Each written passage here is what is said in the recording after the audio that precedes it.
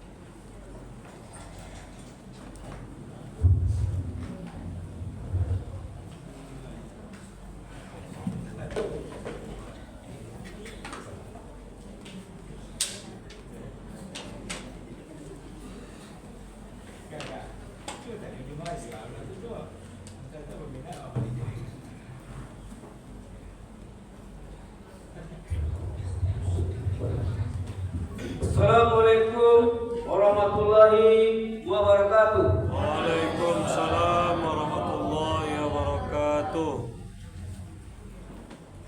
Alhamdulillah, wasyukurillah. Pada malam hari ini, malam ke-4 Ramadan, kita masih diberikan kekuatan iman, kesabaran, kesehatan dan batin, hingga kita dapat berkumpul bersama-sama di mushola yang kita cintai ini. Bapak, Ibu, kaum muslimin dan muslimat yang berbahagia pada malam hari ini. Malam ini Ustaz kita Muhammad Sidik Lubis Temba, alhamdulillah beliau hadir bersama-sama kita. Itu kita kasih langsung kepada beliau untuk berikan tausiahnya. Ustaz, silakan.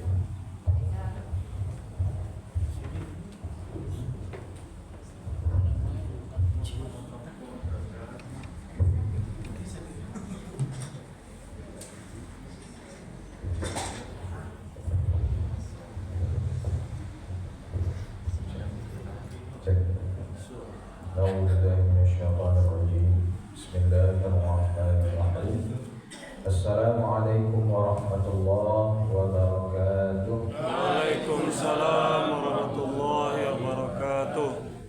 Alhamdulillah alladzi at'amana wa saqana wa ja'alana minal muslimin. Allahumma laka sumna wa bika amanna wa ala rizqika aftarna bi rahmatika ya arhamar rahimin. Dhahaba al-dhama'u wa yatalla fil 'uruq wa thabata al-ajru insyaallah. Asyhadu an la ilaha illallah wahdahu la syarika lah wa anna sayyidana Muhammadan 'abduhu wa rasuluh alladzi la nabiyya wa rasula ba'dahu wa sallallahu alaihi wa alihi wa ashabihi wa baraka wa sallam. Amma ba'd, Bapak Ibu saudara jamaah salat tarawih Musalla At-Thayyibah Komplek Perilaku Indah 4 yang dimuliakan Allah. Segala puji hanya bagi Allah yang kita senantiasa bersyukur kepadanya. Allah masukkan kita ke dalam bulan Ramadan. Allah jadikan kita berpuasa di siang harinya, dan Allah jadikan kita qiyamul lail, melaksanakan sholat-sholat malam di malam harinya. Ini adalah nikmat yang sangat besar sekali. Nabi SAW bersabda dalam sebuah hadis, "Man syahidal isya'a fi jama'ah kana lahu qiyamu nisfi lailah." Barang siapa yang sholat isya berjamaah seolah-olah dia sholat separuh malam. Malam pun dimulai ketika cahaya matahari hilang sama sekali. Nah, ditandai dengan berkumandangnya adzan isya. Jadi kalau maghrib itu agak malam dari Bapak Ibu, masih sanjo hari, masih petang. Ditandai dengan masih ada langit merah atau kuning atau oranye di tablau. Nah, maka setelah cahaya matahari hilang sama sekali, berkumandang adzan isya, maka dimulailah waktu malam. Sampai kapan? Sampai berkumandang adzan subuh, ditandai dengan terbitnya fajar. Maka waktu malam itu dari adzan isya sampai adzan subuh. Orang yang sholat isya berjamaah pahalanya seperti sholat separuh malam. Kurang lebih dari isya sampai subuh itu ada 9 jam. 9 jam dibagi 2 sampai setengah jam. Sama pahalanya itu sholat sampai setengah jam tidak berhenti. Dan Nabi melanjutkan, "Wa man sholal isya wal fajr fi jamaah kana lahu qiyamul lail." Dan barang siapa yang sholat isya dan subuh berjamaah seolah-olah dia sholat semalam suntuk. Artinya apa? Sholat dari isya sampai subuh tak berhenti. Seperti itulah pahala. Nah, jadi Bapak Ibu, kita lah sholat isya kini, besok jangan lupa sholat subuh berjamaah. Mudah-mudahan dapat apa yang dijanjikan Nabi. Amin ya rabbal alamin. Salawat dan salam kepada baginda Rasulullah Sallallahu Alaihi Wasallam. Yang terhormat Ketua Pengurus Mushola At-Thayyibah dan jajarannya, yang terhormat para tokoh masyarakat, Deputi Gus Sajarangan dari Imam Makrifullah Macedia Pandai, Kapai sampai Bantanyo Kapulang sampai Kabawer itu. Yang terhormat para ustaz yang senantiasa mendampingi dan mengimami sholat-sholat kita, tidak disebut nama dan gelar, insya Allah kita semua dimuliakan Allah Subhanahu wa Ta'ala. Amin ya rabbal alamin. Bapak Ibu yang dimuliakan Allah, alhamdulillah mujalian rami musola gitu. Dan itu fenomena apa? Fenomena di awal Ramadan selalu rami, sampai bersaf-saf. Tapi itulah kalau dicari Ramadan, waktu Ramadan, makin kau juang biasanya terjadi kemajuan Bapak Ibu. Kemajuan soft. Nah, jadi yang softnya mulanya 7, maju jadi 6, jadi 5, jadi 4, jadi 2, 1. Nah, tapi yang mau yakin Bapak Ibu, di musola Thayyibah ada kata itu dah. Sampai kau juang sampai selesai tetap rami mereka. Siap Bapak Ibu? Nah, insya Allah luar biasa. Sebenarnya caranya sederhana banyaknya, tak payah. Caranya pastikan diri kita masing-masing tidak hilang sampai akhir Ramadan. Itu saja Bapak Ibu. Nah, kau kan ada saya mau hilang tuh. Lah buka PA, lah buka Transmart, lah buka toko kue dan segala macam. Pastikan diri kita jangan sampai termasuk orang-orang yang hilang. Bapak Ibu yang dimuliakan Allah, sesuai judul yang dituliskan di jadwal, judul kita pada malam hari ini, sasaran utama di bulan Ramadan. Sasaran kita tidak lain dan tidak bukan adalah mudah-mudahan menjadi orang yang bertakwa. Ya, disebutkan dalam Al-Baqarah ayat 183. Dan cara untuk mencapai level takwa itu disebut dalam ayat tersebut adalah hendaklah kita berpuasa. Kutiba alaikumusiyam, diwajibkan atas kita berpuasa. Ya, apabila kita laksanakan kita menjadi orang yang takwa. Nah, kini pertanyaannya, puasanya yang benar, puasa yang model Bapak Ibu. Maka kita harus tahu ketentuan berpuasa yang baik dan benar. Nah, jadi inilah pokok pembahasan kita. Kita bagi menjadi 4 poin. 4 ketentuan puasa yang baik dan benar. Yang pertama, jangan sampai kita tidak berpuasa, atau jangan sampai kita membatalkan puasa tanpa udzur. Nah, poin pertama sekali Bapak Ibu. Kalau kita tidak berpuasa atau membatalkan puasa dengan udzur, maka boleh. Apa saja yang termasuk udzur? Al-Baqarah 184. Faman kana minkum maridan aw ala safarin fa'iddatun min ayyamin ukhra. Bagi kamu yang sakit atau musafir, boleh batalkan puasa ganti di hari yang lain. Apa saja yang termasuk udzur? Haid, nifas, hamil, menyusui, tua renta. Nah, kalau tua renta tidak sanggup berpuasa, boleh dengan membayar fidyah saja.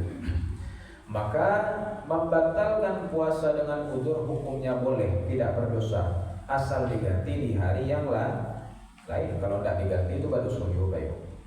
Tapi kalau membatalkan puasa tanpa udzur atau tidak berpuasa tanpa udzur sama sekali, maka ancamannya sangat keras. Ulama terbagi menjadi 2 pendapat. Yang pertama mengatakan hukum membatalkan puasa tanpa udzur adalah dosa besar. Dosa besar adalah dosa yang diancam dengan laknat Allah, murka Allah, dan diancam masuk neraka. Taubatnya harus taubatan nasuha. Contoh-contoh dosa besar: syirik, zina, riba, membunuh, membegal, menuduh wanita salehah berzina, lari dari medan perang, meninggalkan sholat dan lain-lain. Imam Az-Zahabi mengumpulkan ada 72 dosa-dosa besar dalam kitabnya Al-Kabair. Dan meninggalkan puasa Ramadan itu ada di nomor yang ke-10. Nah, artinya Bapak Ibu sangat tegas sekali, diancam masuk neraka. Ulama yang kedua ini lebih tegas lagi. Mereka mengatakan hukum membatalkan puasa tanpa udzur adalah murtad. Sebab dia sudah menghancurkan salah satu rukun Islamnya. Rukun Islam kan ada 5. Membaca 2 kalimat syahadat, mendirikan sholat, membayar zakat dulu Bapak Ibu. Kemudian berpuasa di bulan Ramadan, haji ke Baitullah. Maka barang siapa yang tidak melakukan salah satunya, maka hancur. Inilah pokok pilar daripada agama kita. Tidak dikarajuan 5 padahal mampu, maka hancurlah agama seseorang. Artinya apa Bapak Ibu? Puasa jangan sampai batal. Oh Ustaz, aku tak sahur tadi Ustaz, tak tahu aku puasa sah tidak sahur apakah termasuk uzur Bapak Ibu? Tidak, sahur itu hukumnya sunnah. Orang yang tidak sahur tetap boleh berpuasa dan tetap wajib untuk berpuasa. Nah, jadi jangan tidak sahur jadi alasan. Oh Ustaz, hari yang mana puasa malawan apakah termasuk uzur? Tidak termasuk uzur, maka harus lanjutkan puasanya. Jadi kalau orang melawan puasanya misalnya, bahas solusinya sabar. Ya, sabar dan tunggulah waktu berbuka dengan sabar. Justru disitulah letak tantangan ujian puasa tersebut. Kan puasa kok melatih kesabaran Bapak Ibu. Maka ketika paru tadi sedang lapa-lapanya, mulut sedang hawi-hawinya, disitulah letak tantangannya. Maka pilihannya apa? Sabar kita menunggu waktu berbuka. Nah, Bapak Ibu yang mulia, maka inilah ketentuan yang pertama, puasa jangan sampai batal kecuali dengan uzur. Oh kadang orang-orang tak puasa kok licik loh Bapak Ibu. Kadang nyolo yang manja babu puasamu, ya kan? Babu puasamu lah ya. Nyolo yang manja, pas babu kowe kok nyolo yang paling banyak makan. Tangannya mau gapai kasih kamari kan. Padahal dia tak puasa. Nah, maka jangan sampai kita orang-orang seperti itu. Maka jangan sampai kita makan dan minum di siang hari Ramadan, kecuali lupa.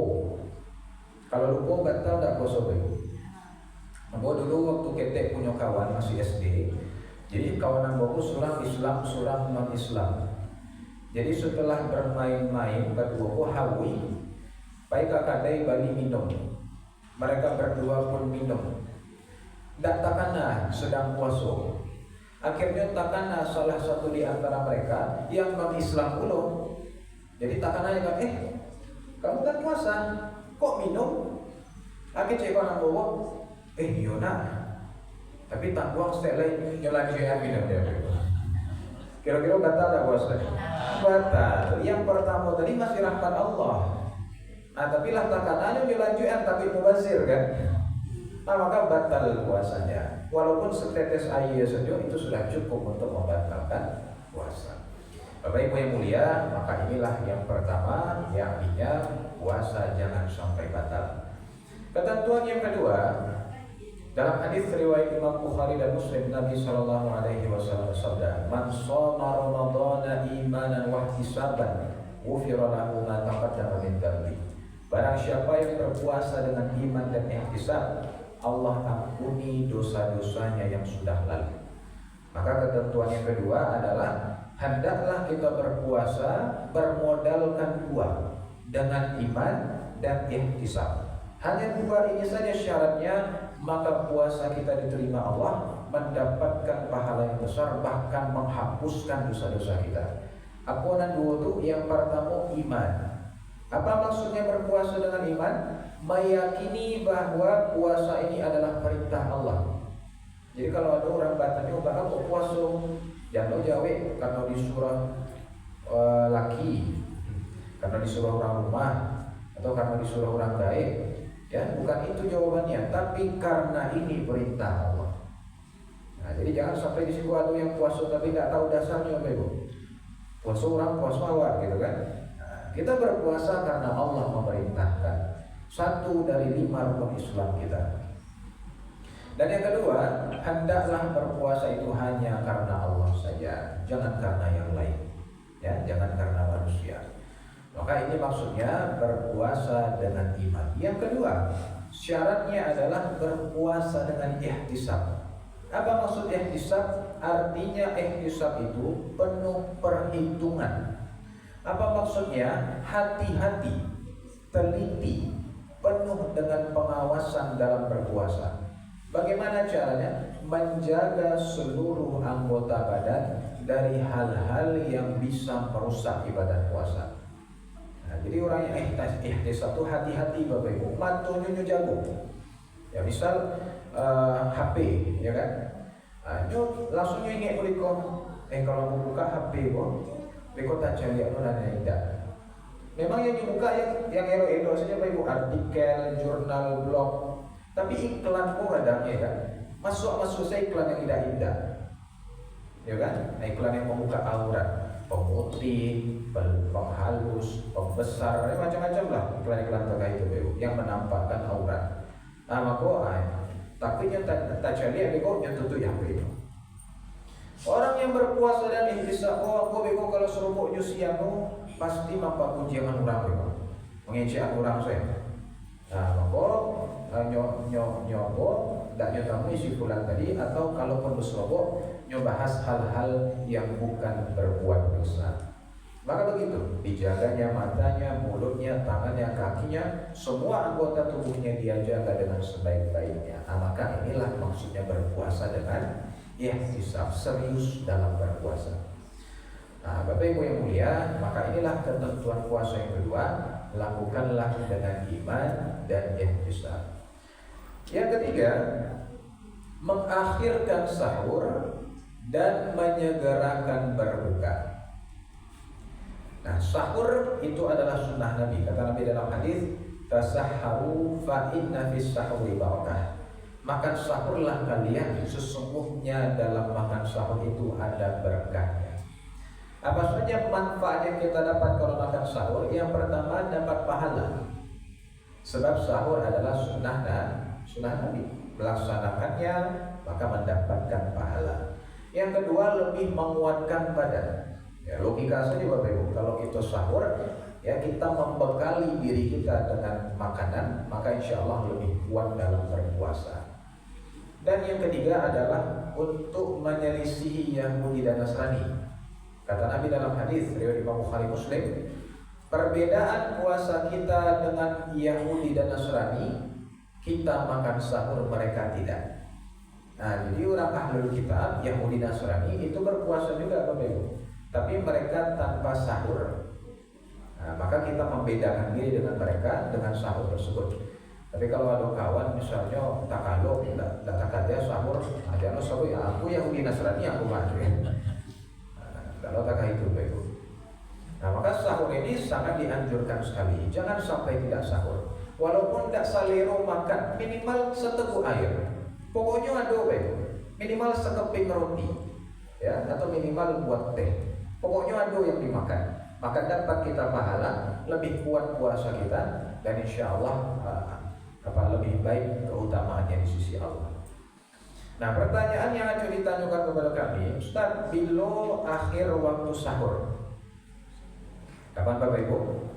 Akhir waktu sahur apabila azan subuh berkumandang, benar. Ditandai dengan terbitnya fajar, terbit fajar maka berkumandang azan subuh. Hari ini ada Ustaz. Yang ketiga kita bahas ini Bapak Ibu. Kita bahas ini. Jadi Bapak Ibu, misal azan berkumandang, makanan masih di mulut. Apa yang harus dilakukan? Dikeluarkan keluar, tidak ke dalam Bapak Ibu. Dikeluarkan keluar.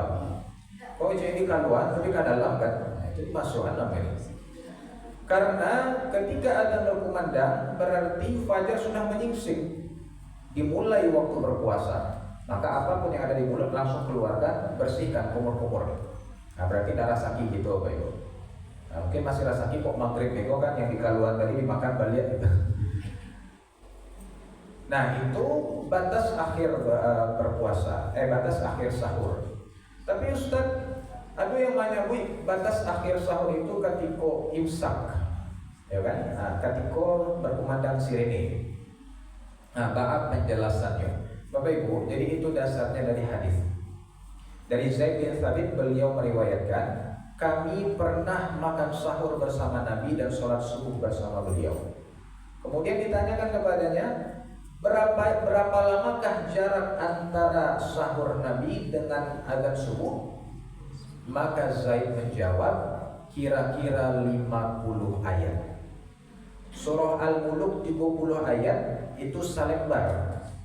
Berarti 50 ayat itu kurang lebih 1,5 lembar Al-Quran. Kalau dibaca barat durasinya Bapak, kurang lebih 10 menit. Jadi itulah landasan imsak tadi. Nabi itu akhir sahurnya 10 menit menjelang azan subuh berkumandang. Jadi mengakhirkan yang paling afdolnya memang di waktu imsak tadi Bapak Ibu. Tapi kalau memang masih habis makanan silahkan dilanjutkan. ya kan? Nah, yang paling bagusnya adalah ketika imsak sudah berhenti, maka kita bisa gosok gigi, kita bisa berwudu, pakai sarung, pakai baju, pakai peci, langsung ke musola atau ibah untuk sholat subuh.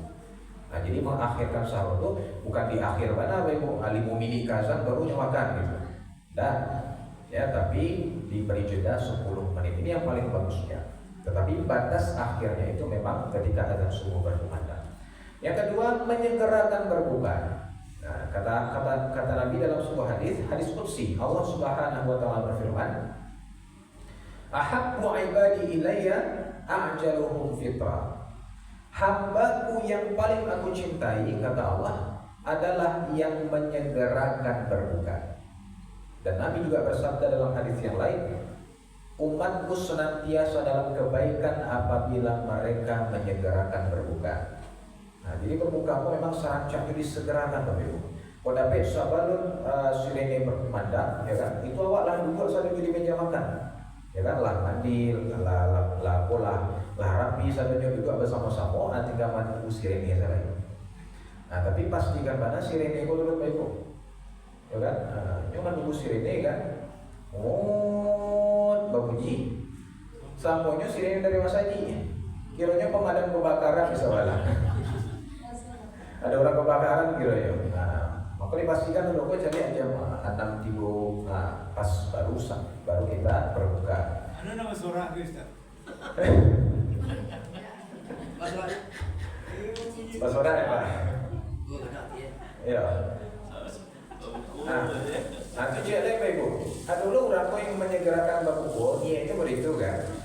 Jadi sebelum sirene berbunyi, onde-onde itu lagi letak di mulut ya. Lagi gigit. Ketika sirene berkumandang, langsung punya langsung dulu sekali kan. Jangan sampai tengah itu Pak Ibu. Memang menyegerakan tapi yang wajar juga kan. Nah, jadi langsung panas mulut itu makanan kan. Langsung punya langsung yang dua sekali.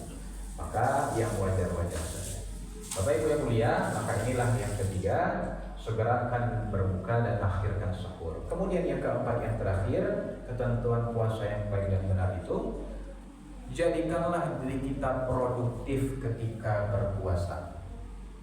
Ada pemikiran terakhir Bapak Ibu, puasa kok kan tidak makan, tidak minum, artinya mengendorkan aktivitas, menurunkan produktivitas. Sebenarnya itu pola pikir yang keliru, Bapak Ibu.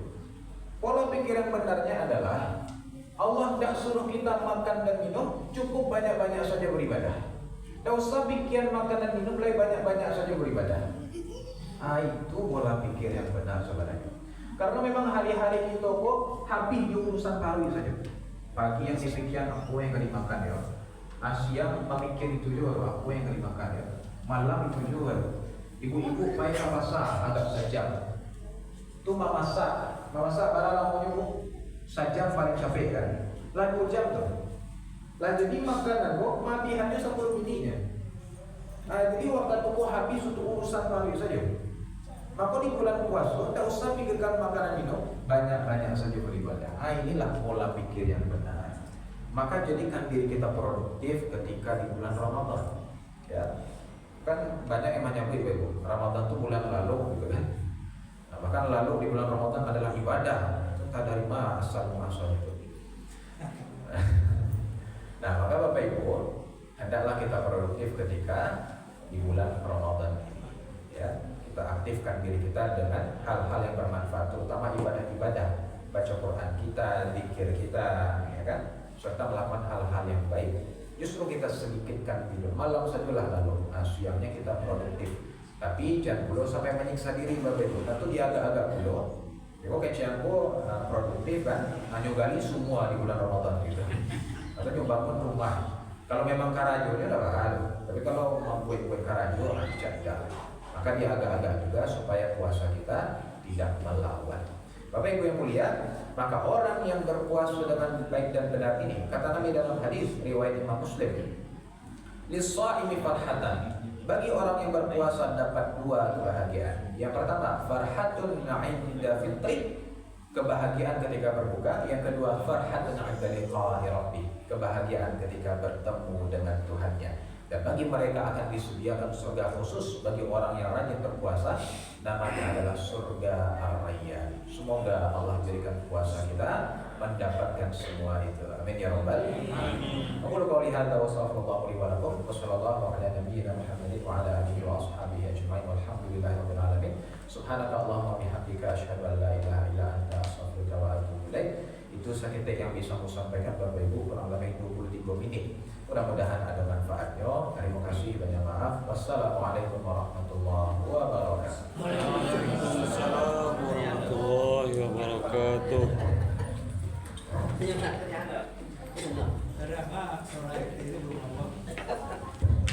Ada pertanyaan aja.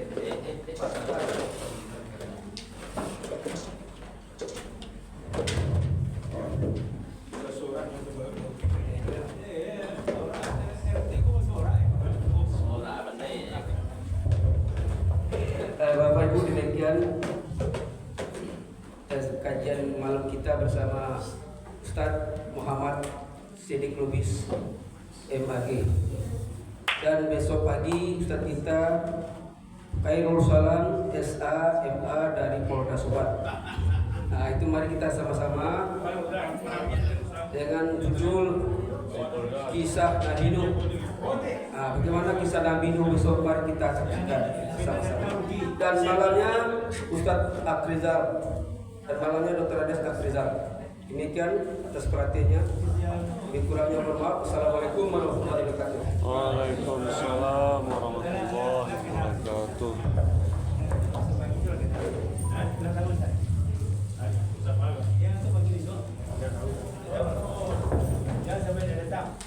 Saya tak datang lagi ya.